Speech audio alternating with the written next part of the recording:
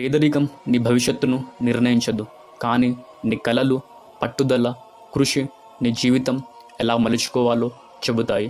ఈరోజు మనం మాట్లాడుకోబోయే వ్యక్తి భారతదేశాన్ని ఆర్థికంగా ఊపేసిన బిజినెస్ టైకూన్ ధీరుభాయ్ అంబానీ. కేవలం 10 రూపాయలతో జీవితం మొదలుపెట్టి తన అంకిత భావంతో, తెలివితేటలతో, మాస్ మైండ్తో కోట్లు సంపాదించిన వ్యాపారవేత్త. సాధారణంగా వ్యాపారాలు చిన్నగా మొదలవుతాయి, కానీ అంబానీ విజన్ మ్యాసివ్.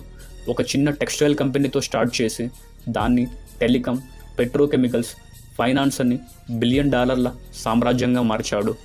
ఒక్కసారి ఊహించుకోండి, స్టాక్ మార్కెట్లో తన కంపెనీని తీసుకురావడమే కాదు, కోట్లాది మంది రిటైల్ ఇన్వెస్టర్లను, భారతదేశంలో పెట్టుబడులను ఆకర్షించిన తొలి వ్యాపారవేత్త.